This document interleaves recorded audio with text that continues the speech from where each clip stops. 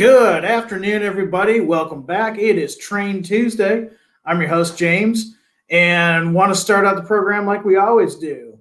First of all, I want to say welcome to the new studio for Athearn Trains. It's not done yet. As you can see, we still got some lighting that we've got to set up. We've got to get some other things set up, but we are actually in the midst of train season, believe it or not. Virtual train season. We'll talk more about that a little bit later. But like I said, we're in the new studio, new office. Basically, we're trying to make this better for you guys to see the newer stuff. And hopefully the lighting will be better. We'll have some new sound equipment the next time you guys show up. But let's start the show like we always do. Let's do some shout outs. We've got Jack showing up from Syracuse, New York. Jack, I hope you've got plenty of snow out there. We've got ice. Don't like it. We got Gordon. He's ready to go, he says. We got NS Productions 8104. Hello from Northeast PA. We got Fred saying, hey, James, how's it going? Steve, welcome aboard. Of course, we got Joel on board. He says he's really grumpy today. Let's change that. I hope you like FP45s and F45s. So let's see if we can get that frown to a smile. And let's see who else we got today. We got Christopher. We got Chris, Aaron. We got another Steve. Steve is the name of the day today. We got Aaron.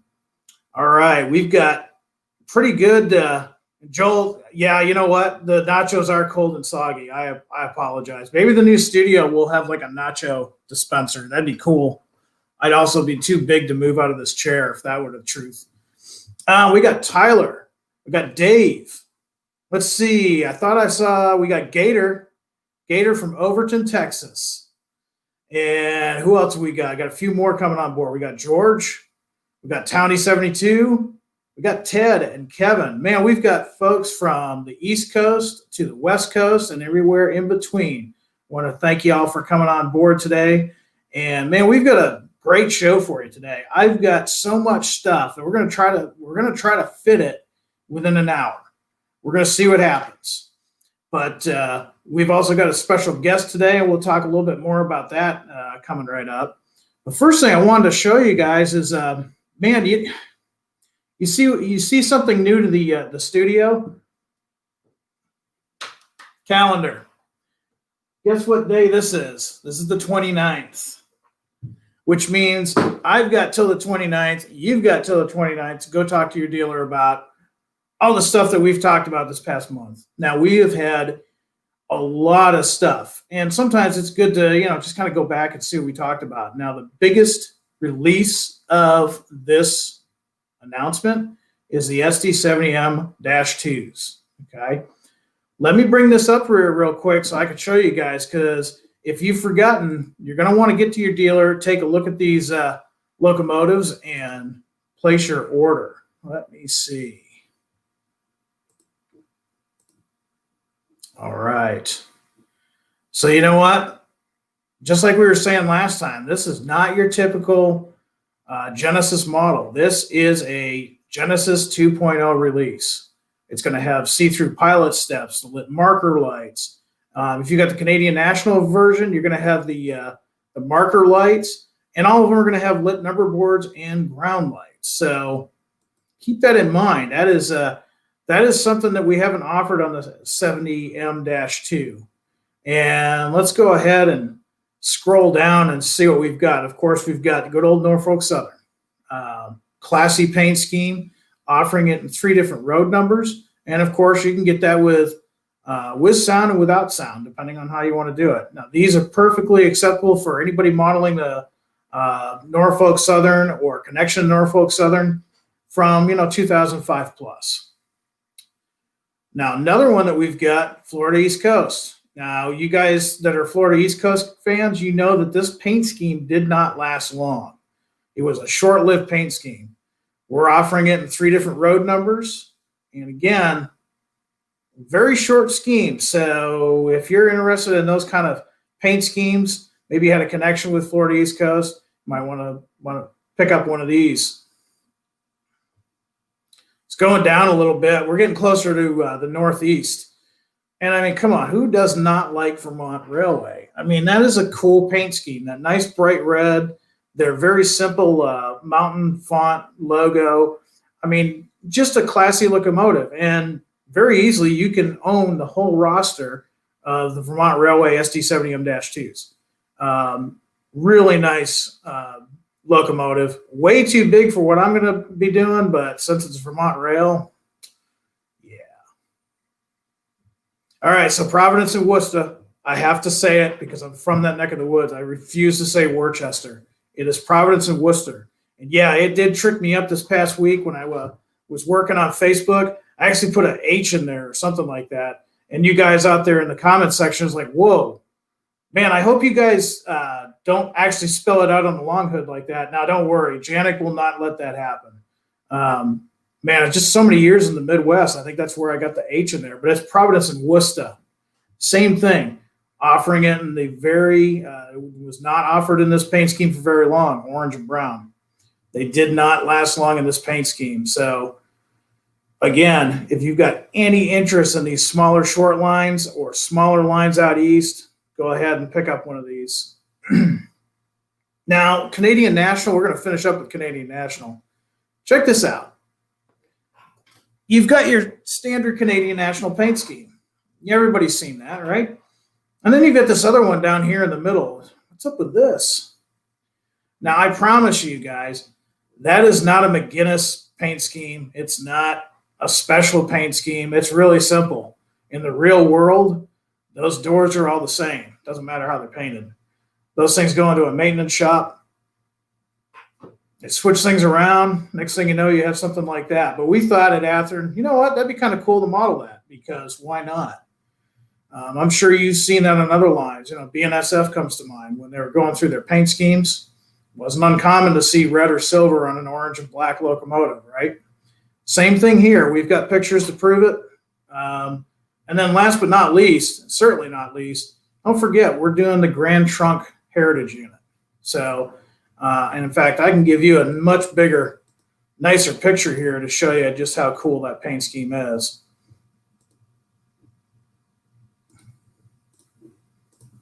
There it is.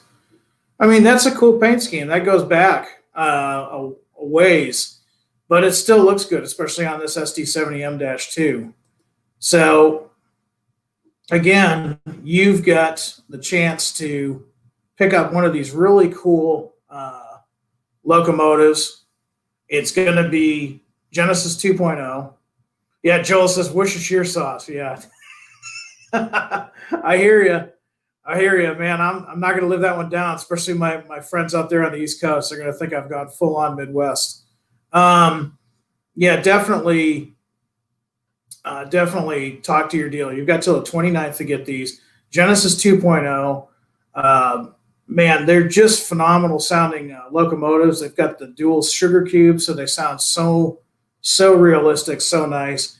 And of course, you know, with the Tsunami 2, there is so much you can do with those locomotives. So most definitely, you got till the 29th. I'm looking at your comments out there. You know, real quick, just throw out there in the comments section. What do you guys plan on getting? I mean, we've got some really interesting paint schemes. We've got your typical, you know, CN, Norfolk Southern for the hardcore CN and Norfolk Southern fans. But, you know, who's looking at Vermont Rail? Who's looking at the Heritage Unit? You know, throw your comments out there. I want to know. Because it's one of those locomotives. It's kind of a cool locomotive. I know, you know, I'm seeing some comments out there that some of them have been, you know, you got sent to the scrapper and stuff. Yeah, I get that. It's not mainline on all railroads right now, but we have to try to get a locomotive out there for anybody for whatever era they're modeling. Because, you know, we've got guys out there modeling transition steam all the way to modern day. Jack's got a vote for Vermont Rail. Way to go, Jack. It is a really cool one. Tony, he says he ordered the Canadian Heritage Unit. Way to go, man. That's a cool one. Let's see. Anybody else got some orders for one of these? Just looking. See some good suggestions for maybe the next run, but we'll talk about that another time. So once again, we've got two more that we're going to talk about. I'm going to switch gears here. give me a shout out if you're an N-scale guy out there. N-scale is definitely getting more and more popular. We talked a little bit about it a couple of weeks ago. Remember, after World War II, 2-rail-O was the big prominent scale. HO kind of crept in. And then in the 60s, N-scale came about, but it was kind of a novelty. And that kind of stuck pretty much through the 70s into the 80s. But now, look at N-scale now. Look at what you can do with N-scale now. It's so much better. We're all really blessed to have really good technology, really good sound technology, and the locomotives run better, they look better, they operate better. Some of you guys know I've got a switching layout that's all done in N-scale. And years ago, that was not the case. You couldn't do that. We've come a long ways. And first locomotive I wanted to talk about is the FP45s. So let me bring that up.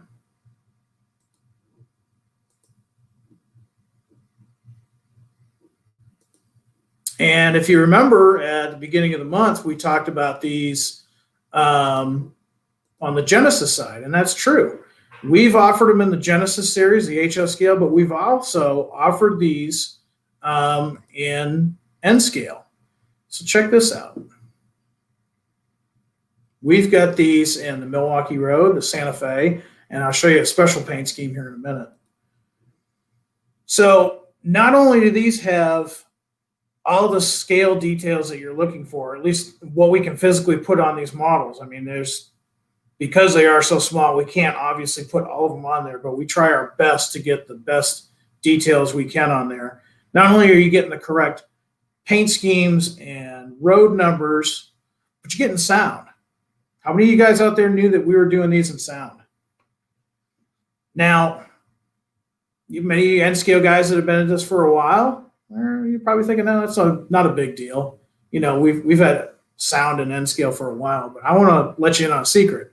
These aren't just your standard decoder. They're not just your standard sound decoder. These are Tsunami 2. And because of that, I wanted to bring on a special guest. You guys know him as George Bogatiuk. He is the main guy over there at SoundTraxx, and he is a huge help with us over here at Athearn. And we're going to talk a little bit about these Tsunami 2s that we're putting in the FP45s and the N-scale F45. So let me bring on George here.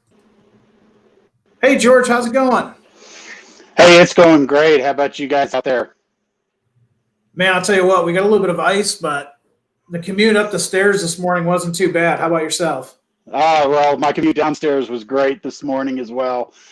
We had a bunch of snow. I actually felt bad for my wife because she had to get out and drive into it to head into the teach a school. But otherwise, you know, hey, but I'm here to shovel the driveway, so it's all good.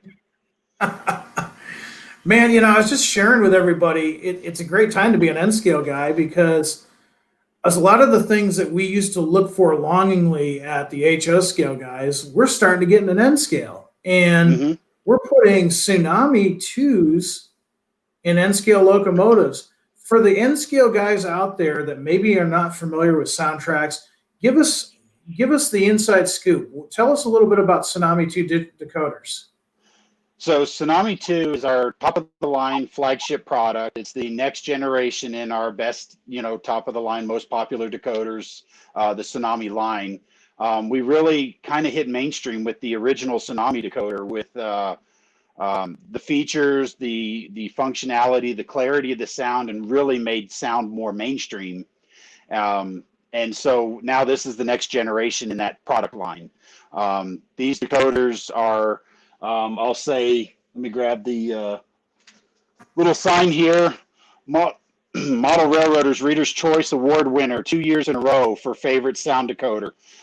This is a big honor in my opinion because this is voted on by the users, by the customers, the readers of Model Railroader. And so this is a big badge of honor in my opinion. And of course the Athearn products come equipped with the favorite sound decoder. So that's a great benefit right there. But we improved the original Tsunami quite a bit over what it used to be. We wanted to take it that much farther. We're operators.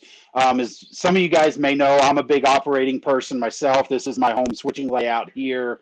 where we focus a lot more on prototypical operation and functionality rather than, you know, just running around in a loop. And so when we were working on the Tsunami 2, we had current and former railroaders on staff that could lend their experience, and they could say, hey, this is how this feature works in the real locomotive.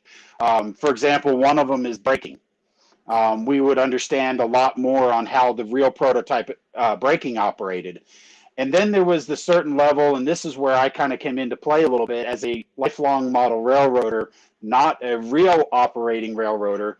We had to kind of tone some of it back to modify how it worked, because in some cases it became a little too complicated. So we wanted to make sure everything was fairly easy to use, understandable, but yet prototypically accurate. And so that's where we came up with Tsunami 2. So we went through a whole lot of that. It was a lot of fun being part of the development, to be perfectly honest with you, especially as a model railroader myself, thinking, oh man, I can't wait to show all my buddies all this thing. Oh crap, I can't talk about it yet, you know. So it was, you know, it was a really fun time, but we really wanted to push the envelope. We wanted to give you as the model railroader lots of choices on what you can do with the decoder, how to set it up. You can set it up any way you like. And if there's a feature in there, there's a way to customize it to your liking. We've also got the best sound out there. We you know, go out and we record the real locomotives. We take it and we edit them in such a way, and I'll talk about editing sounds in a moment, but we include the full sound spectrum. So all the lows and all the highs. So when you have a speaker that's capable of reproducing that, you don't lose that low end just because, you know, we need to speed up the manufacturing or downloading process. So, you know, you get the full sound spectrum of it because our decoders are manufactured here in the United States. And so we do it here all in-house, one at a time. And we do hand test every one of those decoders before they ship, including runs for Athearn, where there may be several thousand decoders in a build. Every one of those is hand tested for accuracy.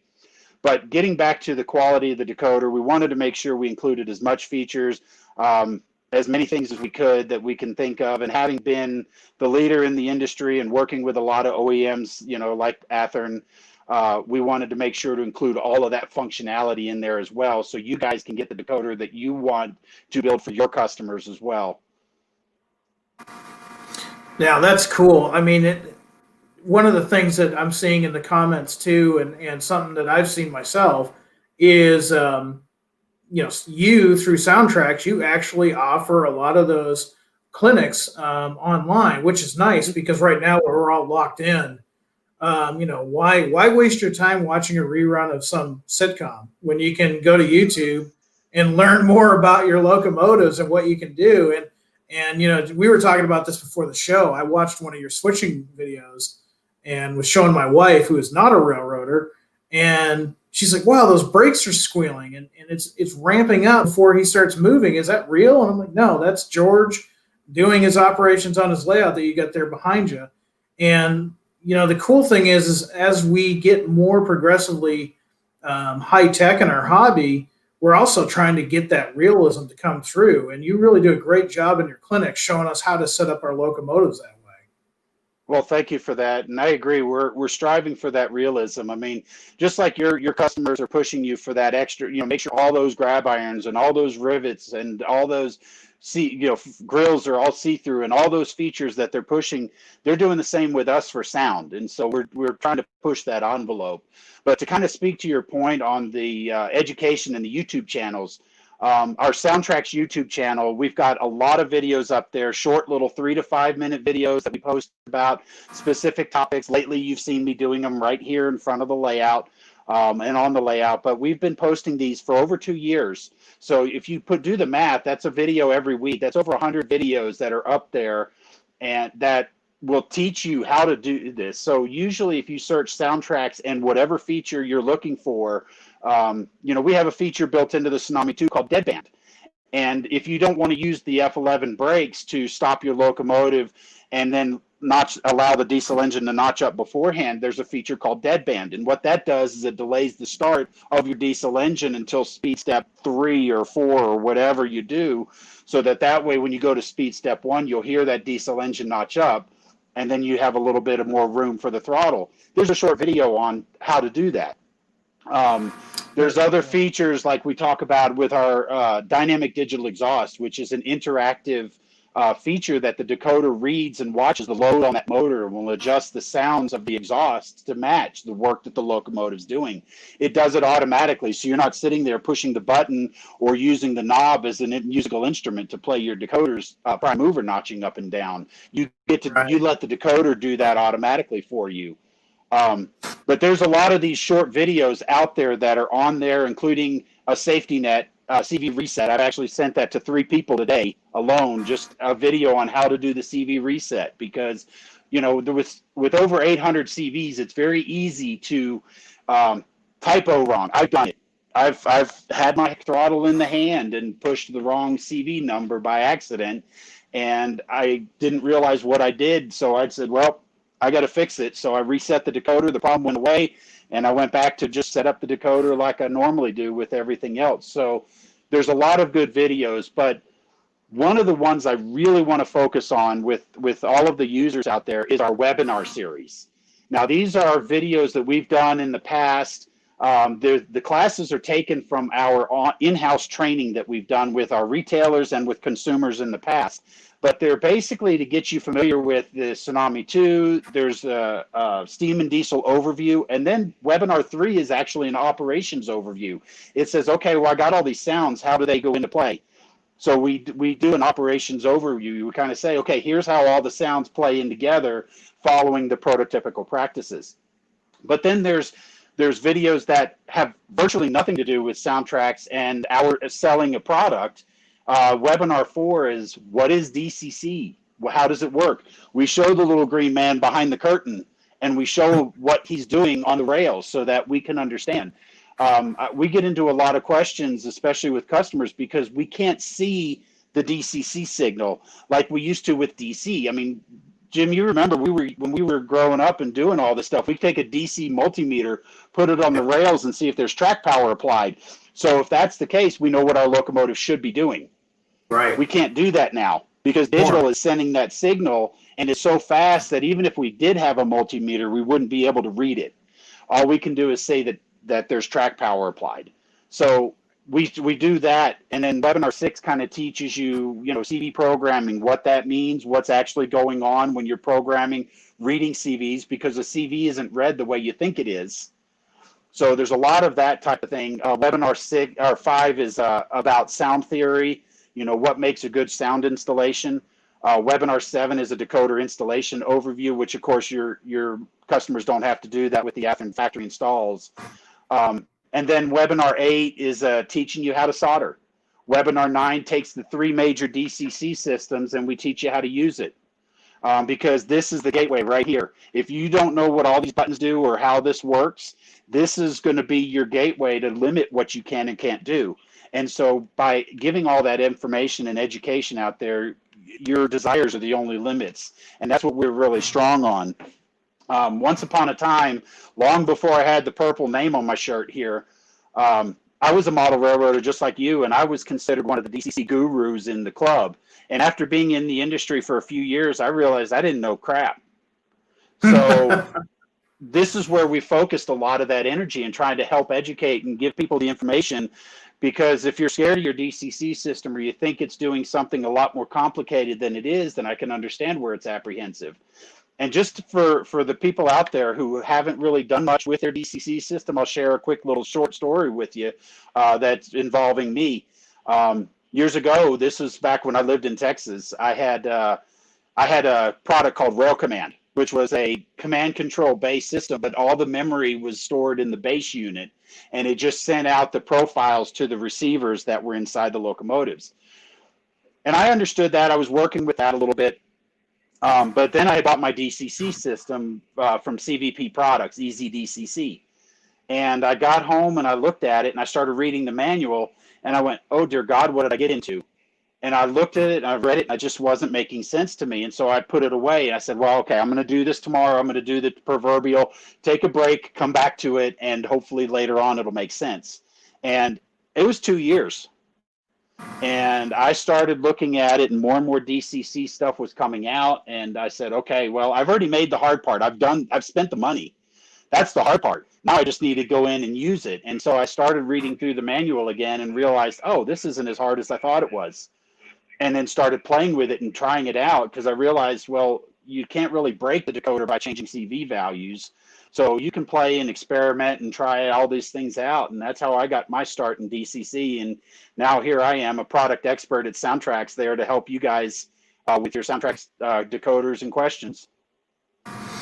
Yeah, we really do appreciate it, because it's one of those things that we were talking about this earlier too, that there's some guys out there, they buy these Genesis locomotives, or in this case, these N scale locomotives with the Tsunami 2s on there. And yeah, they sound great right out of the package. They're already set up and ready to go, but you can do more. And by watching your webinars, man, it makes it so it's not as complicated. You go through things step by step. And in fact, you could probably set up your iPad or something with you in the layout room, and just keep on going. You basically getting a free course on DCC and how it can work for you. So yeah, definitely some great points. I mean, this is the beauty of our hobby. It just keeps always expanding, and it just keeps getting better and better. And of course, with George, how about we talk about some of the trains? Yeah, I was actually going to move back into the FP45, because I was going to say, with all the electronics in the world actually getting smaller, getting faster, getting more efficient, things like that. We take advantage of a lot of that same technology, and so now we're able to take the Tsunami 2 and put it into N-scale models like the FP45. So this isn't a pared down decoder. It's not a simplified decoder. Everything we've talked about today and all of the Tsunami 2 videos that we've talked about are built into this decoder. And one of the things I wanted to point out with the FP45 version, that's the passenger, and that had a steam generator. Function 20 on our Tsunami 2 decoder turns on the steam generator sound. So you'll get that prototypical sound that locomotive would have made. And those come pre-set up with the Athearn factory installed models. Very cool. Yeah, it's in the past, with me heavily into N scale, I could just look at the HO scale guys and just be like, man, that's really cool. I wish we could do that. We're getting there. We've had sound locomotives in N scale for a little bit, but they just keep getting better. Let me bring these up. We've got the Milwaukee Road and the Santa Fe there, and we've got another one that's been really popular. And I have to laugh, George. I posted some pictures a while ago of the full scale prototype of this locomotive, and got accused of showing fantasy paint schemes. But no, this really did happen. Yes, Virginia, there really was a Kodachrome Santa Fe FP45, and I'll show you guys a picture of it here in a minute. But I don't know about you, George. I mean, we've talked about it on the show. Janik and I have talked about it. I may be pretty much an East Coast / Midwest guy, but that Kodachrome was a pretty cool paint scheme. Yeah, I honestly really liked it, and I was really hoping it stuck around. Because I grew up in the Dallas-Fort Worth area, so rail fanning was a big thing. And through Tower 55, which was my stomping ground, so to speak, Southern Pacific, Burlington Northern, Santa Fe, Union Pacific, Missouri Pacific, all those railroads went right through that tower. And so I got to see a wide range of different paint schemes over the years. And I remember seeing my first Kodachromes as they used to come through every now and then. And it was just like, wow, that's a really stunning paint scheme. And then it got dissolved, and it became the shouldn't paint so fast paint scheme. So yeah, unfortunately, that's true. And it's funny you bring that up, because what the team at Athearn did is we came up with, and you can't really call these fantasy schemes, because this is one of those things. We've done these in the Genesis as well. But these are the ones that were so close to actually happening that it was literally probably a pen stroke away from somebody in an office somewhere. But you bring up the shouldn't paint so fast. Here's the 7990 painted up as if the merger had happened, if the Southern Pacific and Santa Fe had had merged, this is what it would have looked like. And not exactly science fiction, because it almost happened. It really did.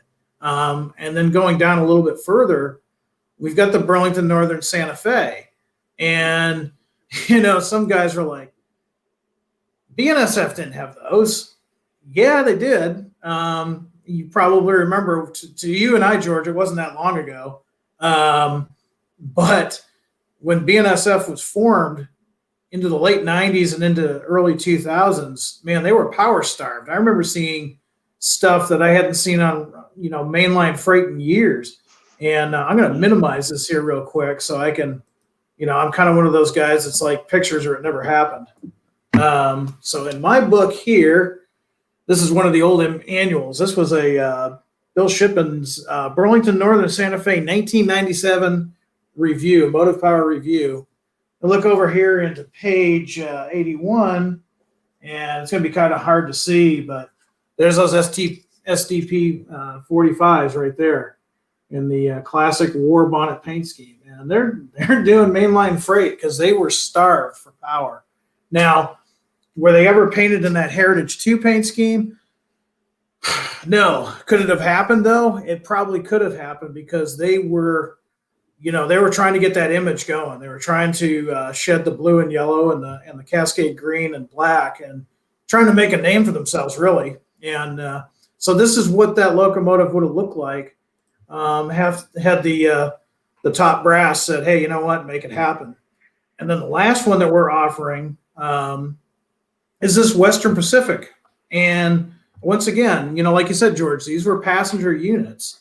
Western Pacific, they were using, E and F units. So it was like, it's time to upgrade these guys. They've got some miles on them. They've got some hours on them. And this could have likely been the replacement. We saw that through Amtrak. Amtrak used these in different variants. But what we've done for you guys out there is we've offered you the prototype versions, and we're offering you these, what we're calling the legendary liveries. This is a line of paint schemes that could have very well happened if, like I said earlier, a pen stroke had been committed in an office somewhere, then, would have been a great thing. But that something to think looks about. like it. That WP unit looks like it would look great on the front of a Zephyr. Doesn't it? Yeah. I mean, it totally would. So, again, I'm just amazed that, we've got these in N scale. They look absolutely great. We've got some great, offerings this time. We've had these in the past, but we went with some slightly different paint schemes and numbering. And that's Tsunami too. I mean, we're talking about the same type of technology that the HO scale guys have. Yeah, and the same sound file. So again, the only limitation is your speaker. So I mean, unfortunately, with the smaller scales and N scale and so forth, you're limited on how big that speaker can be. But I mean, I don't remember what speaker you guys are using in these things, but the good news is the sound file's there. So if you're using good speakers in those things, you should get as much of the sound as you can out of that small speaker. Yeah, definitely. And then Terry out there in comment land, he's like, James, sounds like you're not familiar with the Santa Fe Super Fleet program. Yeah, I am. Now, probably maybe not as well versed in it as you are. I'm not sure. But I remember that. You remember that program, right? I remember reading about it in Trains Magazine. For you and I, that wasn't that long ago. For the kids out there, I guess, that might be a while ago. But, yeah, I mean, there's some great stuff that we're packing into these models this time. And whether you want to go on the full-on prototype or the what if, we've got something for everybody here. And you know what? I'm going to minimize these. Let's show some more pictures of these models, or not the models, rather. I'm going to show some actual prototype stuff. So let me bring this up.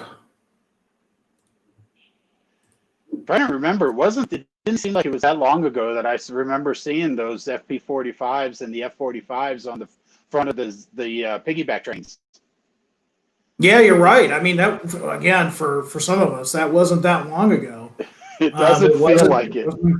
No, it doesn't. You know, we were talking about that with the SD80 a couple of weeks ago, and again, depending on your age, you know, I remember the first time I saw an SD80MAC, and it seems like it was a couple of weeks ago. I guess it's been, you know, over 25 years, but that's Wow. yeah, it doesn't seem like it. But so here's a great shot here. Now this is one that we're offering in the N scale, the 104. This looks like Chicago. This is let's see where we got here. 1968, September 1968. And again, like I say all the time, Tony Cook at White River Productions, he's always, or publications, he's always got pictures. I mean, they've got a library like you wouldn't believe. So he sent me these. These are part of the Kevin U. Daly collection. And I mean, there you go, 1968, September, little haziness going on there. And there it is. Man, that looks, I mean, that's bright. That's got to be right out of the paint shop. That's a classic paint job. I don't care who you are. That just looks fantastic. I mean, the colors look great together. The red, the yellow, the black, it all just blends together well. It's well thought out, well done, and it throws the heritage to this to the Santa Fe. I mean, because of the war bonnet. Yeah. So it's such a classic paint scheme. It really is. I mean, it's you know, at the risk of hurting feelings or getting three Santa Fe or Southern Pacific or BNSF fans mad, I still say, man, this is way better than BNSF paint scheme. And you know, I was a BN fan too, so and I realized the BNSF tried something like this, and what did it give us? It gave us the good old fashioned vomit bonnet. It was not a good color combination. That was the one that had a silver body and a blue bonnet or something on the front, if I remember correctly. No, the vomit bonnet was that Grinstein green with the cream. Remember the SD70s that they had that were in the Grinstein green and cream? Okay, yes. With the red pinstripes. Yeah, I mean, really elegant paint scheme. But as soon as you use this war bonnet paint scheme with those colors, and I saw it in person, and I thought, man, I think the modelers are just being harsh. And then I saw it in person, and no. I had forgotten. Yeah, okay. I remember it. Because that was just a weird color scheme, and I'm not a big fan of orange, but I'm glad they went that way instead. Yeah, exactly. It was not, and I think a lot of the guys out there would agree that the vomit bonnet. I mean, that's why rail fans called it that. I have not met somebody yet in the modeling community that liked the vomit bonnet. I'm sure there's somebody out there, you know, along with the two guys that like Guilford rail paint schemes, or you know, some guys like the Penn Central too. So I mean, it's all about your personal taste, but for the most part, it could be a former executive of the BNSF. Yeah, there you go. Exactly. So I mean, not only are we doing the FP45s, you know, the passenger version, but we're also doing the freight version. And for this release, we're doing two in particular. I'll bring these up real quick. We're doing these in Burlington Northern. We were just talking about Burlington Northern, and also Wisconsin Central. And I mean, Wisconsin Central was a cool line. I got to rail fan that many years ago, and so I've got quite a bit of love and admiration for the Wisconsin Central. So, you know, here we are. We've got the F45s, and once again, these are going to have the Tsunami. You have the option of getting the Tsunami sound, but these are really cool. The Burlington Northern units are technically from a Great Northern order. Great Northern ordered these, and as things progressed and as the order was completed, 1970 rolled around, and here comes the Burlington Northern with a new railroad, new identity. So they were painted up in what was then the new Cascade green with black, and really cool paint scheme. I mean, I like that paint scheme. A lot of folks seem to like that Cascade green, and this locomotive really wears that paint scheme well, I think. I would agree with that. I've always liked the green and black myself. You know, that was one of the ones that would come through Fort Worth so often. So it was always fun to see those things, and it just had a different look to it, and it wasn't yellow and gray. So we always welcomed it. Yeah, it's one of those paint schemes. And again, and Michael, I see your comment out there. I'm not casting any shade on you. You'll learn. Some of the younger guys will learn that what we find aesthetically pleasing, say a Guilford locomotive, is going to look better than the predecessor. And so, you and I like the Cascade Green, but I'm sure there's somebody out there who's going to be like, oh man, the Great Northern Blue was better, or the CB&Q red was better. So I mean, it's just a personal taste thing. It's nothing, Michael. I'm just teasing you. But man, one paint scheme I think we can all agree on: Wisconsin Central. I mean, check that out. That is just a classy paint scheme. Yeah, I've always liked that maroon color on those. And is that a lightning stripe that I'm seeing? Yeah, it's kind of like their version of a stylized lightning stripe. Okay. It was a nice color combination. They looked really, really nice in person. They're kind of that maroon, almost like a wine colored maroon. It was a subtle paint scheme, but it still looked really classy. And of course, that was a classic railroad too. Like I said, I was fortunate enough to rail fan them, and I always had really good interaction with the crews on Wisconsin Central. Now, these, of course, these came from Santa Fe, so they're going to have a lot of Santa Fe detail to them, since that was the previous owner. And Wisconsin Central, they went ahead and cleaned them up a little bit, put their mark on them by putting that really cool paint scheme on. And so these are the two roads that we're offering. And Christian, he's out there. He's like, he's waiting for some Conrail. Well, stick around, Christian. We do have some Conrail Blue coming up. But again, an N scale, these are just cool. I mean, I'm gonna have to get the Burlington Northern ones. I have no business buying them, other than the fact that I like Burlington Northern. But when you've got that sound, and if you're into N-Track or Fremo N, these are perfect for those layouts. They're gonna look great on those modular layouts. Yeah, I think I have enough models of my own that I should have no business buying. I mean, I try to focus on 1978 Missouri Pacific, but I've got enough stuff that I'm a rubber era modeler right now. Probably. I'm bouncing all over the place right now. Sometimes it's kind of hard to pick a specific prototype, because honestly, there's so many cool roads. I mean, again, I'm from the East Coast. I think Southern Pacific just had some of the coolest power, some of the coolest paint schemes.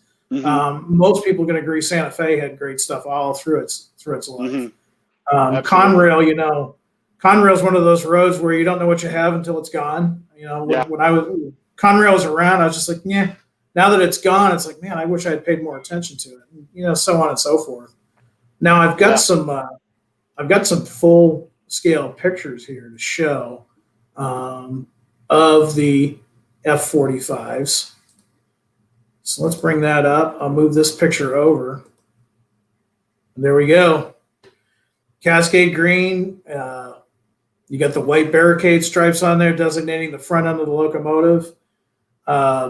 6616, which is, I believe that's one of the ones we're actually offering in both HO and N. So if you're wanting this particular one, you're going to have to get some weathering out, because ours is going to not be that dirty when you get it. But gives you a good idea how much work these units saw in real life.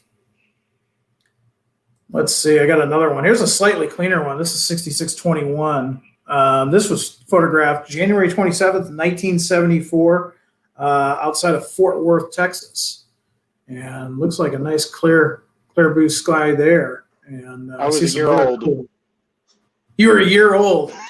Yeah, so was I. So we've just established that George and I are exactly the same age. So depending who's watching the live stream, we're either a pair of whippersnappers or old fogies. I don't know. Depending on who's watching.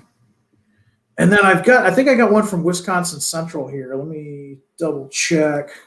Here we go. This Again, I don't see this as that long ago, but Wisconsin Central, and this is up in Minnesota, March of 1996.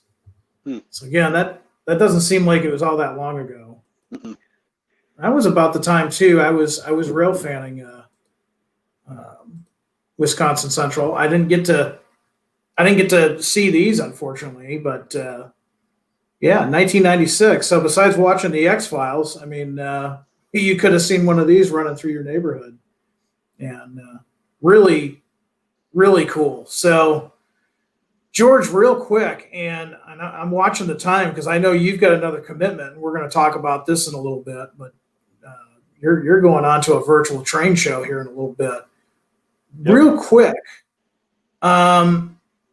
with these N-scale Tsunami decoders, for the guy that's watching this and says, man, I got to have one of these FP45s or one of these N45s, but I haven't had sound before.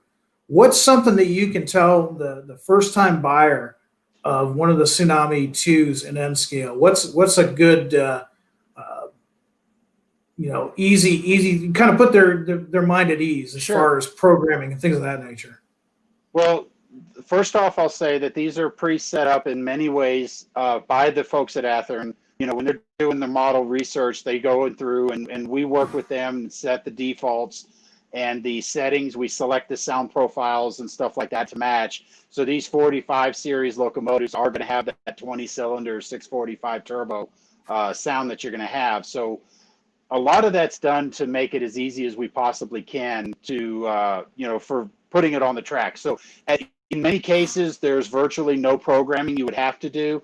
But the biggest thing I'll tell you, and, I kind of go by this, again, going from that, from once upon a time being the user to now being the product expert at a, sound company, is that the decoders to program are not as difficult as it seems.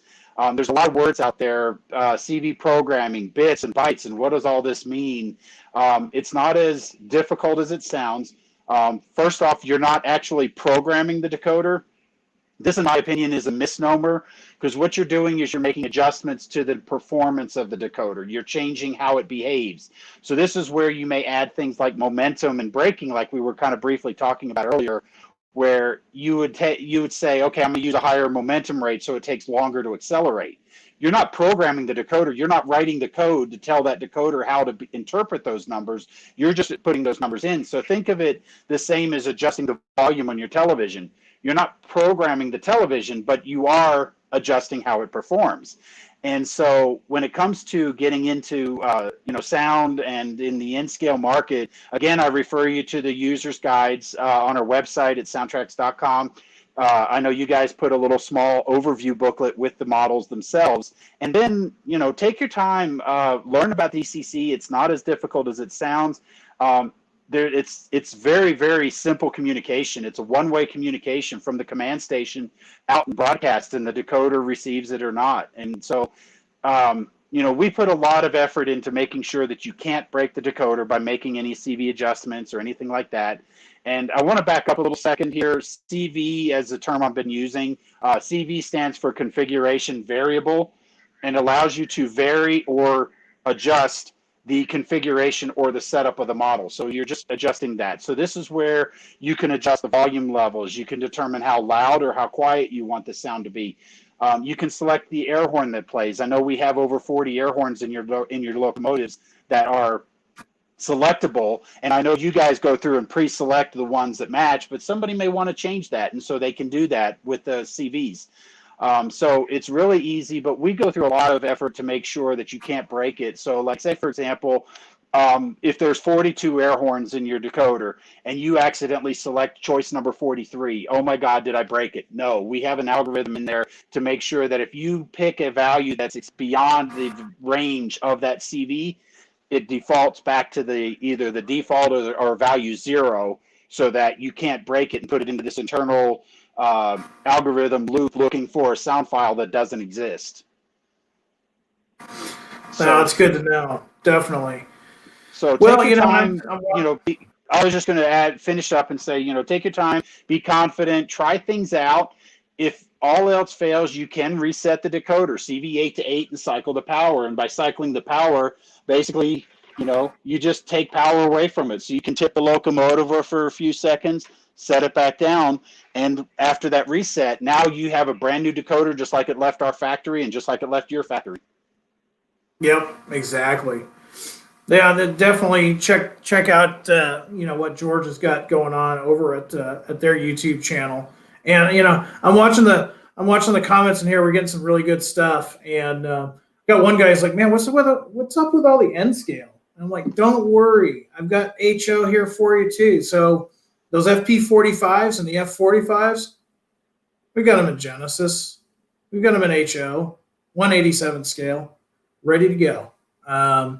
Pretty much this month we were kind of the guys at Athearn said, hey, let's do these in N and HO. Let's make it happen. And for this time too, we've got them both in sound and without sound. But I'm thinking most people are going to get sound. Yeah, I've got this really cool picture that was sent in to us, and this is number 103, going through Galesburg, Illinois, back in 1969, FP45, looking really sharp there. And let's see, what else have I gotten here for the HO scale guys? I mean, it doesn't really matter because these are all prototype pictures, but there you go. We're offering 6621, the F45, and that's also going to be offered in HO scale Genesis. So don't worry. And if you think we're only talking about N scale this time, don't worry, don't go away. We got some HO scale stuff coming up shortly. So that's there's a lot going on here at Athearn. And George, I know you're busy all the time. It's about 4:20 right now. Do you want to see if there's any questions out there before we cut you loose? Sure, we'll fire off a couple of questions before I got to cut out and get ready for the Train World Trainland virtual train show. So if anybody has any quick questions, there's something they want to have a little bit more information on, or how we set up things or record, then fire away. All right. So be thinking of your questions. We can put them up there for George, and he'll be more than happy to answer them. Zach, I can answer that for you. Just look behind him and see that color blue, and that will. He wants to know what your favorite railroad is. Oh, yeah, I modeled Missouri Pacific, and so I've got my Athearn Genesis GP15s on the layout here. Nice. All right. And what? Okay, here's one here for you. Trainman 2 wants to know, how big are those N-scale Tsunami decoders? They can't be too big. Yeah, I was just saying, they're obviously going to be built small enough to fit inside the models. But the one thing I will say about the FP45 and the F45 decoders is those are going to be custom designed boards to fit into those particular models. Just next to me here, I have this Kato F3. And this is a new decoder that we at SoundTraxx just started shipping, is a drop-in decoder for the Kato wide body. And so I imagine the FP45 decoder will be similar in footprint, but you can kind of see how that fits into that model. And this has headlight, backup light, and 2 additional lighting functions, in addition to room for the speaker and everything in there. So, so I would imagine the FP45 decoder that we're building for you. I haven't personally seen it, but that doesn't mean much because I'm not involved that frequently, except when it comes to setting up CVs and values and stuff like that. But the board format, I would imagine, would be very similar to this to fit into those particular models. But I will also kind of add that on. This is our new KN1 designed for the Kato wide body, but we are working on other narrow bodies as well. And we're also going to be working with Athearn for some future projects down the line with some narrow body stuff as well. So the good news is the decoders are fairly small. The electronics allow us to do that, and we can fit a lot onto a small footprint. And then manufacturing in-house allows us the control to make sure that everything works well and it's all tested. Yeah, and you kind of answered Townie's question. He's a N-scale guy, and he was asking, is there a plan for more drop-in sound decoders and other? He says Kato in this case, but yeah, you kind of answered that for us. I mean, you guys are always innovating, always coming out with more stuff, and I'm sure you've probably seen a slight increase in N-scale decoders too. So. Oh, absolutely. I know we've been approached a lot by other, modelers looking for, the quality Tsunami 2 decoders in N-scale. And so, this was our foot in the door, so to speak, to be able to get that out, is to get the first one done and out and ready to go. And now we have a format to build on. So we'll be doing more. And like I said, I'm sure we'll be partnering with you guys to do some narrow body sound models in N-scale, hopefully in the near future. All right, let's see. Kevin's got a question. Looks like he's working on a project. George, would that N-scale fit in HL? And I think probably would it be okay depending on what he's doing in HL? Well, the short answer is it would fit, but the biggest thing is you have to look at the specs, because this motor stall current, I believe, is lower than the traditional 1 amp that the TSU 1100 has. So if you're looking at a small HO model, then I would look at the stall current first and make sure that you're within the tolerances. And I forget exactly right off the top of my head what this is. I want to say it's either a 1/2 amp or 3/4 amp. So for stall current, but those Kato N-scale models, and I know the Genesis N-scale motors, they don't draw a whole lot. So we can get away with that. And that allows us to make them into a little bit of a smaller footprint by using smaller components. Having said that, again, check your stall current, because that's going to be your governing factor. Because if you have a motor that draws 1 amp and then you take a 3/4 amp decoder and put it on there, then you're asking for problems. Good to know. Now here's a question from Michael, and it sounds like it'd be basically directed to both of us. He's asking, what about sound-ready units, like speakers already in the unit? So, Michael, you're asking, so what if the speakers are already in the locomotive when you bought them and then you want to upgrade it to sound? I mean, that's something we can always think about. What do you think, George? I like that idea because, again, one of the biggest challenges when I get customers to call up and ask, hey, how do I convert this?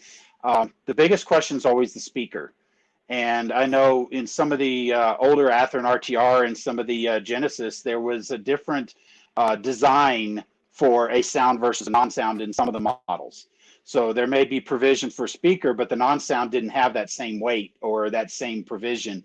Now, later models did have that provision already there, so it's literally a matter of undoing a screw or two, and then now you have the place for the speaker. But wasn't always the case. But personally, I like it. But ultimately, that's up to you guys, because we only supply the decoder.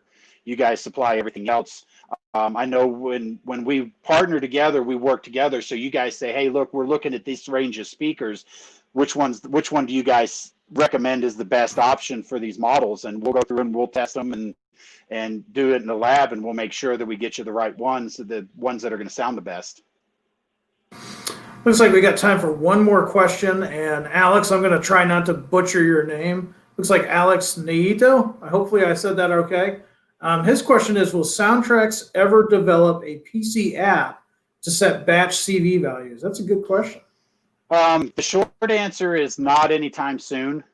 Engineering time is always at a premium, as I'm sure anybody knows in any company. Engineering time is going to be the biggest sink on time, so to speak. And so they've got so many projects. And of course, in the sales and marketing team, we're always saying, hey, we want this, we want this, we want this, but it's all got to go through the engineering team.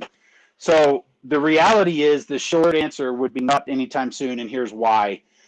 With free programs like Decoder Pro that are out there, that they're free. No, they're not written by us, and so they do have their own issues, and I'm not going to get into too much of a discussion on that.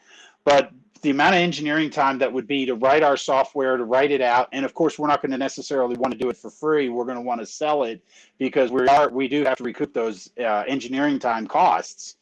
So even if it's a $10 program, that's still $10 more than what a Decoder Pro product is for free. And so we'd always end up into that. And so it's like, well, do you want to put all this engineering time for a free product that's going to be, yes, it's going to be compatible, but there's already something out there that's kind of along those lines. And so right now, our current thought process is, let the Decoder Pro be the Decoder Pro. We're going to continue focusing on making different board formats of decoders, because like I said, we've got a lot of N-scalers that apparently are super excited about getting, Tsunami 2 in the N-scale market. So we want to push forward more on that than doing a PC app.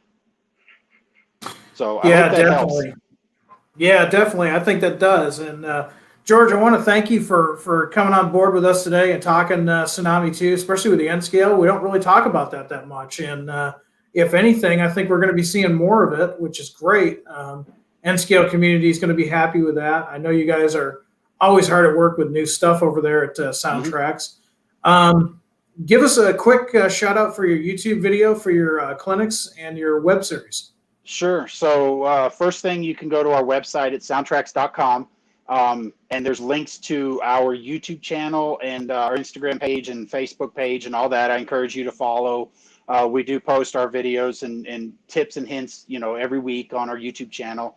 You can search SoundTraxx videos on YouTube, and then Jim, I think the operation video you were alluding to earlier of my layout was actually on my personal YouTube channel, and that's Goalie George as one word. GOALIEGEORGE as one word.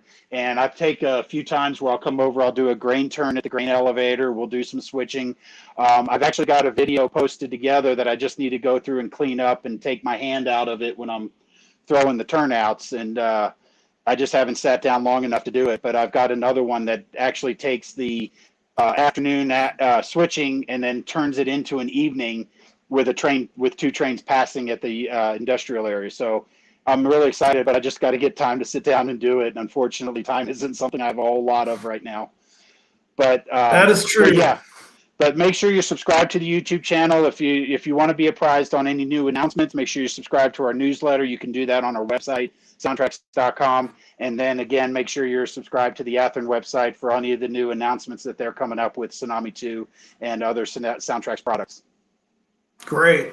All right. Well, George, I will let you go because I know you're off to the virtual train show, and I'm going to fill these guys in on it so they can see you maybe later this afternoon. So thanks again for coming on board, and enjoy all that fresh snow you guys got today. Yeah, well, we'll see if we can get much of it, but it'll be fun. All right. Thanks again, George. We'll see you next time. All right. Take care, guys. Thank you. All right. That was George helping us out once again. I mean, the guy is phenomenal with information on using the SoundTraxx decoders in our locomotives, and even the cabooses that we have, the ICC cabooses, which reminds me, if you've bought one of our Genesis ICC cabooses, we've got something that we want you to take a look at. Check out the social media, and if you're part of the Athearn email group, you'll probably be getting a survey here probably tonight. I always say in the office that a genius lives in a vacuum. Basically, what does that mean? If you live by yourself and you talk to yourself all the time, you're a genius, right? Well, the same can be said about manufacturing too. Now, we're all modelers at Athearn, and we're trying our best to make some great products, but we know sometimes that we want to hear your feedback, see what you think. And that goes for everything from paint schemes to roads to just finer tuning of different products that we have. So we've come up with a survey that you're going to see tonight. And if you're an owner of one of those Genesis ICC cabooses, just take about 5 minutes, fill out that survey. We really do appreciate it. We want to hear from you, and we want to make sure that the next release that we do of any product is right exactly what you want. So definitely be on the lookout for that. Now, you're probably wondering, what is he talking about? Virtual train show, what's up with that? So I'm glad you asked. So let me bring this up real quick for you. So Train World, if you've not heard of them, they're one of the big train dealers in the United States. They are putting on the big virtual train show. In fact, I'm going to blow this up even bigger so you can see it. They are doing a virtual train show. It's starting tonight. Go over to their Facebook page and like Train World. You can also go over to our Facebook page. You'll see that we've been advertising this as well. And go ahead and take a look at this. Now, George is going to be on tonight, and Ab will be on tomorrow night. And that's why we've been really busy trying to get the studio ready. What this is, it's a chance for you to see all the newest products that all of us are coming out with. And yeah, it's probably not the same as a standard train show, but once again, it's probably better than watching reruns of old television shows. George will be there to talk about their latest releases within SoundTraxx. And then tomorrow night at 6 o'clock p.m. Eastern Standard Time, that's 5 o'clock for us in the Midwest, I'll be talking about the SD70M-2. So if you get a chance, check that out. It's a live show. It's a 3-day event. It's being put on by Trainland, and Ken Bianco Jr. is hosting this, and co-hosted by James Wright. I'm sure you've seen James Wright out there in YouTube land. He's going to be hosting this, and it's going to be a question and answer type thing, something like what we do here on a weekly basis, and a chance to see, again, what everybody is working on. So go ahead and check that out. The first one is starting in about 20 minutes. So if you want to go over and check that out, definitely by all means. And then again, tomorrow night, Athern's going to be here talking about the SD70M-2. So pretty cool. Check that out. Now, what else have I got for you? Remember a while ago we were talking about Conrail Blue. Let me see. Let me check my notes here. Well, before I get to that, Zach is like, Main Central Series GP40-2s, you're close. You're very close. You're so close, Zach. You have no idea how close you are. We are going to talk about Genesis GP40-2s, and they're on their way. They're here within probably a week or two. They're going to be here. And Zach, the thing that to add insult to injury, you're so close. No Main Central, but Boston and Maine. In fact, you can't see it because the lighting is bad in here until we get the studio lights up. But behind me is a Boston and Maine GP40-2, just like the Genesis series that are coming out. So let me get some pictures because the guys at Long Beach were busy this past week getting me some really good pictures. Let's see if I can bring those up. Here we go. So there's the Union Pacific GP40-2s. Those are going to be here in probably about a week or so. So go ahead, and if you haven't gotten a phone call from your dealer, you're probably going to get your phone call here really quickly.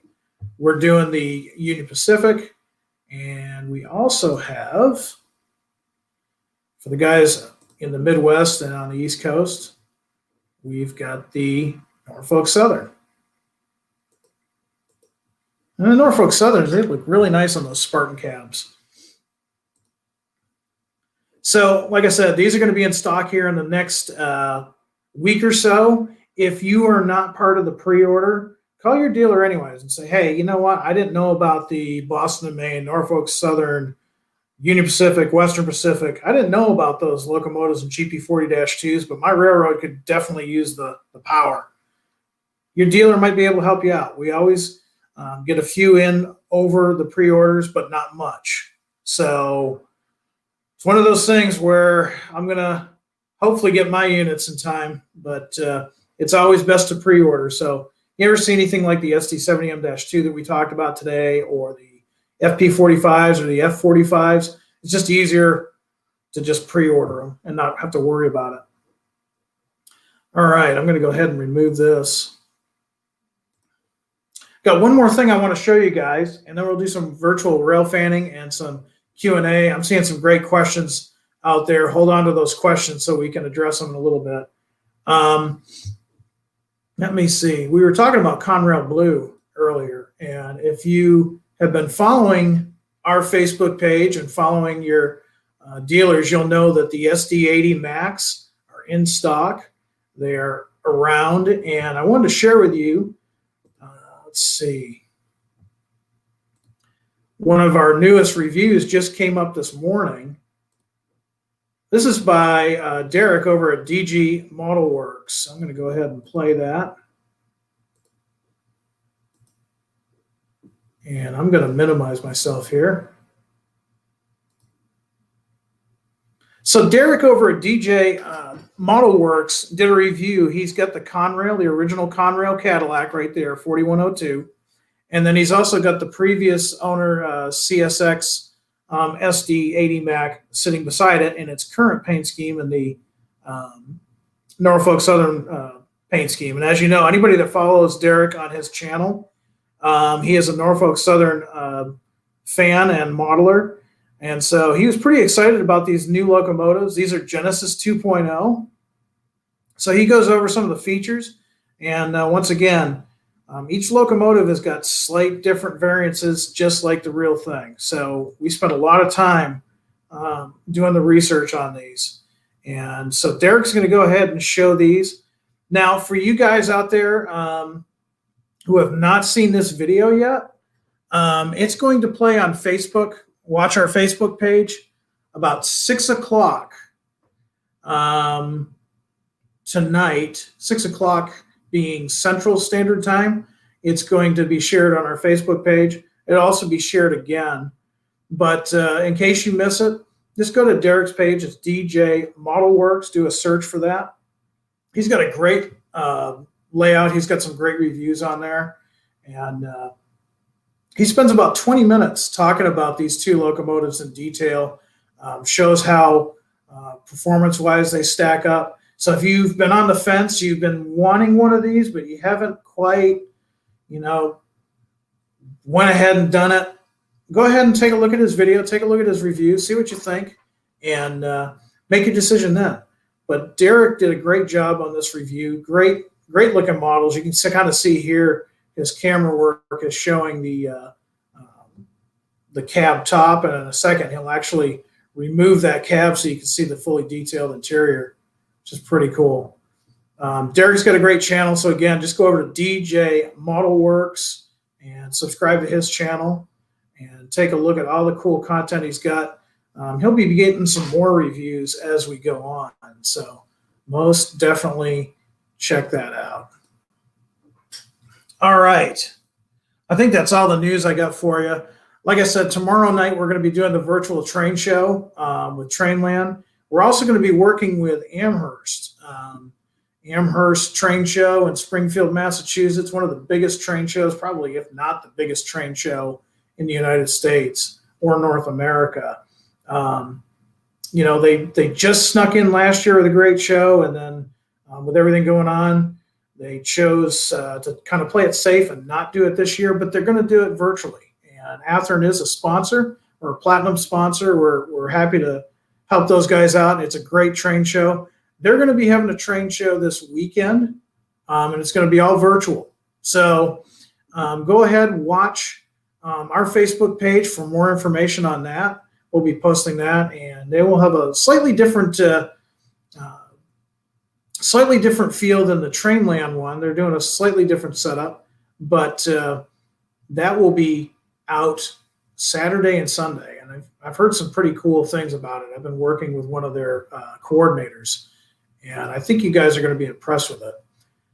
All right, so what I'm going to do now is we've got a few minutes. I'm going to go ahead and share my screen, and we're going to go. We haven't been to Kansas City in a while, have we? Let's go to Kansas City. Let's see.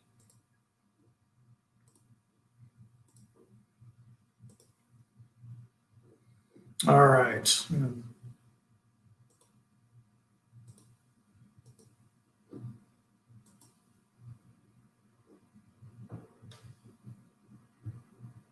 It's thinking.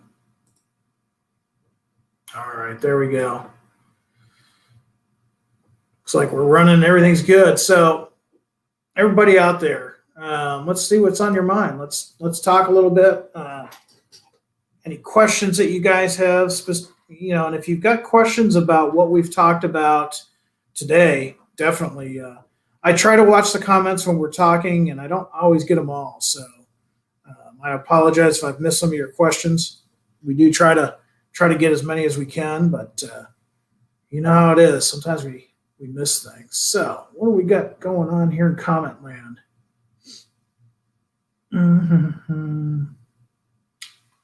Let's see. Tom, I see your comment there about DJ's videos. Yeah, he does a great job.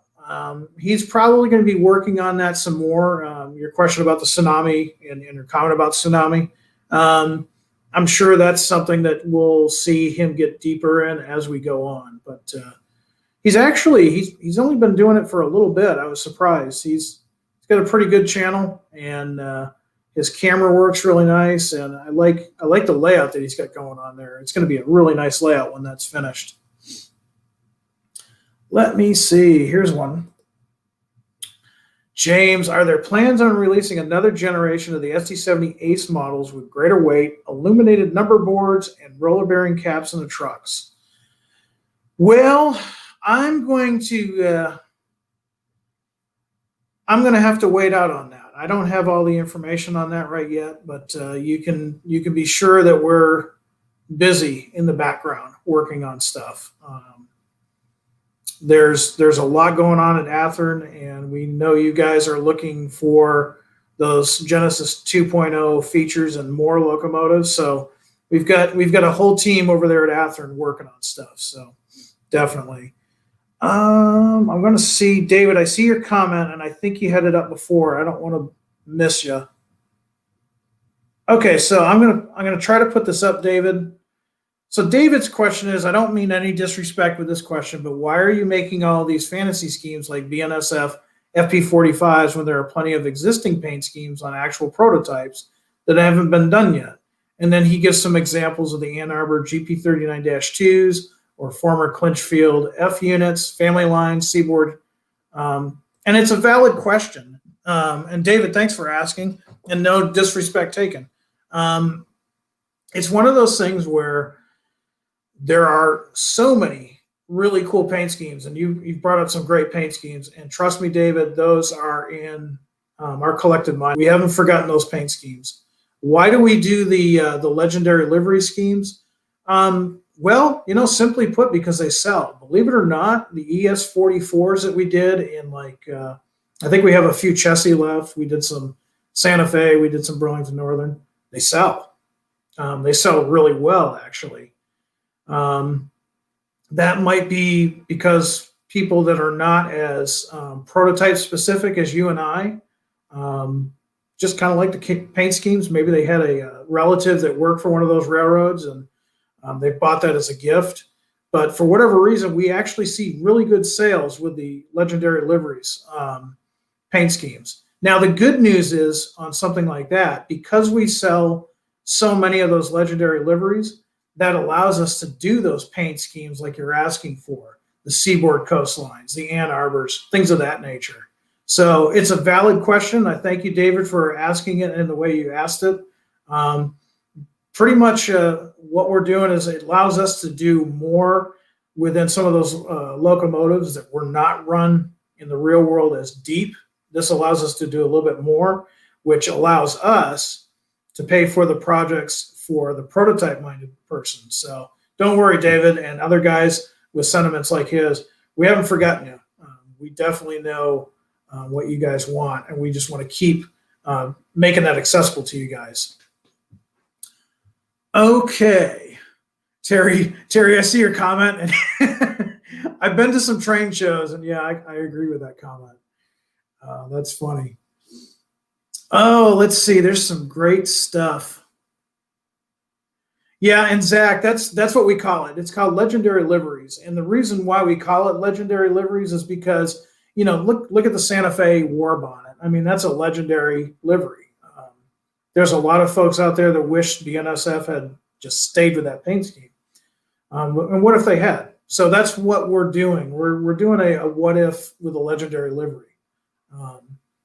And a lot of it, too, comes in with people's suggestions. So as much as we love the suggestions on prototype stuff, then if you want to see a Main Central, -9 or something, if we got enough requests for it, we'll do it. Because, like I said, the legendary liveries sell really good. Oh, let's see. I'm seeing some good questions here. And Zach, I'm going to put you up there again. I'm a little biased. Main Central GP40-2s. Yeah. I don't know. We could just, Yeah, I don't know. That's interesting. I mean, what scheme though? Are we talking the Harvest Gold, or are you going back to Pine Green, or are we going way back to the same paint scheme as the Boston and Maine, the maroon and gold? That would be kind of cool. I had secret hopes of maybe instead of Pan Am, we would see somebody like Warren Buffett buy it and come up with a really cool paint scheme that maroon and gold, like they used to have. But let me know. Anything is possible. We're definitely listening to you guys. Jonathan, I see your request. I agree with your request. It's a great request. It's his weekly reminder. And don't worry, we're seeing your comment. Just keep an eye. Here's one comment. This is a great comment I'm going to put up here. How about your next run of ICC cabooses in prime for grind? That's a great comment. You saw what we did with the Burlington Northern cabooses. They still had the CB&Q paint schemes.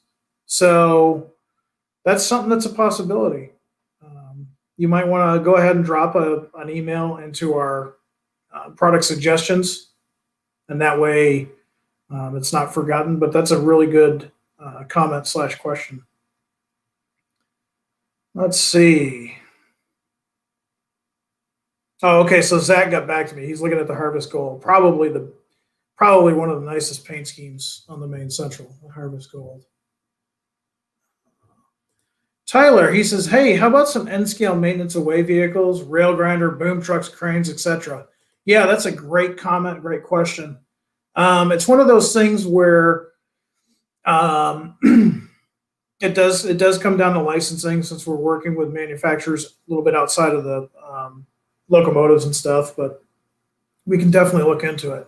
If we get enough requests in N-scale, which we are starting to see more requests in N-scale, it's something that we will definitely look into.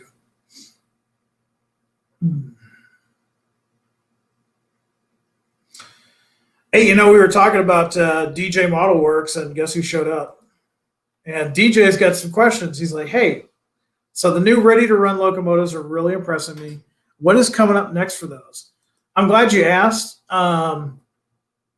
You're going to want to come back here on Friday, the 29th at 3:30. We're going to be announcing everything that's coming out in February. So I think there's something that you're going to like to see there, and who knows? There might be a few wandering around here in a little bit. We'll see. But tune in Friday, 3:30 Central Standard Time, for the new announcements that we'll be coming out with. Let's see. Got some comments on the lava lamp. Yeah, I'm an old soul. That's all I'm going to say about that. Let's see. Stephen, there's a good question and a good comment. How about beginner sets with DCC and Sound? DCC has gotten a lot easier, and let's be honest. I mean, I'm in my late 40s. Some of these younger guys that are born with a cell phone or a tablet in their hands, this is a piece of cake for them. So who knows? It might be a good idea. We are thinking about doing some future stuff as far as sets. So definitely. Let's see. A lot of people like that Harvest Gold. I'm seeing comments on that from back on the main Central. Terry, I'm going to put your question up there just in case George sees this. He's like, I should have asked George about a drop-in sound module for older reefers, trailers, and cars. That's a great question. I don't know. We'd have to see. Maybe we can ask him that at some point. Let's see. Not annoying at all. I saw your question earlier and I missed it. You want to know if there is a fix for the SD80 ditch lights. Off the top of my head, I don't know. I'd have to get back to you. I want to say that there is a lighting value that you can adjust if I remember right. Your best bet is to go to the our contact us page where the customer service is, and direct your question there. I'm trying to think off the top of my head, though. I think there is an adjustment value. And the other thing, too, is George has been working on those SD80s as well. So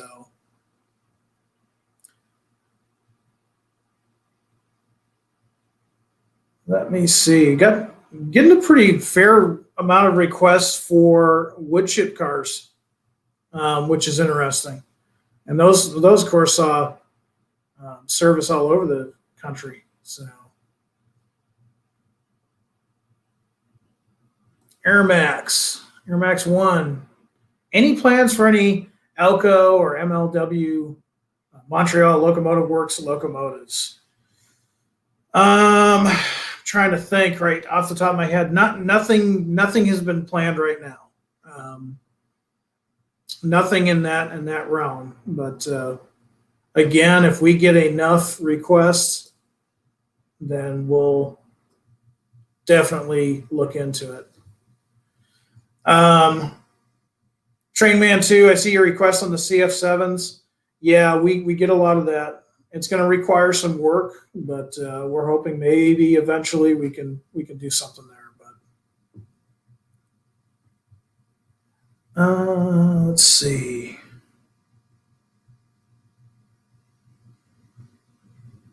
'80s wood chip. I'm going to put that up there so I can read it. David, he's saying I'd be interested in some 1980s era wood chip cars. Okay. That would definitely be a possibility. Let's see. That's funny. I don't always read all the comments because they kind of wander off, but we're all model railroaders here, so we kind of think alike, and sometimes something kind of makes me laugh. Austin, you got a great comment here. Yeah, Burlington Northern, Great Northern, SPS. Southern Pacific, yeah, wood chip cars and all of those. Yeah, definitely. That's good to know. So get those comments to us so that we can, calculate all that. And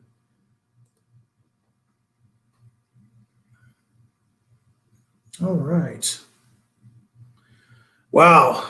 I'm going to put this up here because that would be cool. How about a CF7 and N scale? That would be cool. It would be a lot of work for, our designer, our engineer, but it would be cool. It's a great suggestion. Our biggest thing was we would have to really look and see, could we justify it, as far as the cost to make it up to your standards versus how many people would buy them. But it's definitely a cool suggestion. Let's see. Lego Guy, TM, an N-scale 44-ton switcher. We don't really have any plans to do anything like that in N-scale. There are some others out there offered by other manufacturers.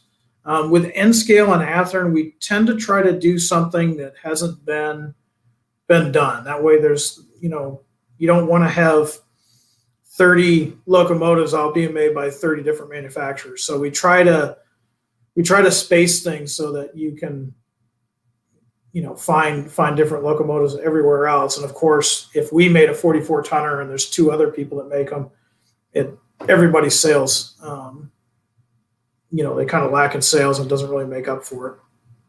So probably not on the center cab. Nothing is impossible, but at the same time, probably not heading in that direction. I got time for maybe one, maybe two more questions. You guys are on fire today. It's good to see. It's good to talk back and forth with you guys because a lot of us are stuck inside with everything going on. Oh man, trying to pick the last two here.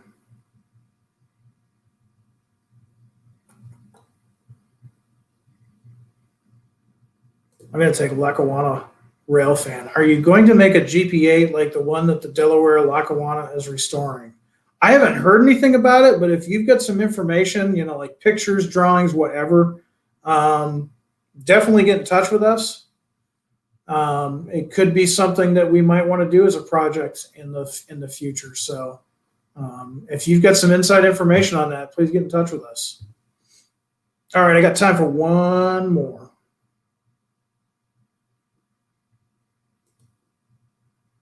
BNSF bulkhead flat cars. We just sold out of the N-scale ones. I don't know if you want N-scale or HO, but we've got a review going up later this week by DJ Trains. He did a great review on some flatbed 53-foot bulkhead flat cars in N-scale that were BNSF and the oxide color. There are 3 packs that we had. They are sold out in the factory, but contact your dealer. He may still have some available for you, but we're completely sold out. They did not last long. So, all right. Well, guys, I'm sorry we didn't have any full-scale rail activity. We had a Jeep, but it wasn't a Jeep. It's like a Patriot or something down there. That doesn't count. Maybe next time we'll get some more action, but keep tuned in to Train Tuesday. We'll be back again next Tuesday at 3:30 Central. And don't forget, this Friday, the 29th, we're going to be discussing everything that's February. So the 29th is an important day. It's the last day for you to get your pre-orders in. Go ahead and get your pre-orders in. If you're even thinking about one of those heritage units or any of those things that we've talked about this last month, don't hesitate. Talk to your dealer so you don't get left behind. So it'll be Friday at 3:30 Central, 3:30 p.m. Central time. And don't forget to check out Trainland. Go to their web page, go to their Facebook page, like it, subscribe to our YouTube channel, and be sure to watch us tomorrow night. We're going to be with the folks over at Trainland talking about the SD70M-2. We'll be taking on questions just like we do here. Until the next time that we get together and talk trains again, I want all of you out there to have a happy and safe week. Have some fun doing some modeling. And just like always, I want to say hi, greens, everybody. Take care.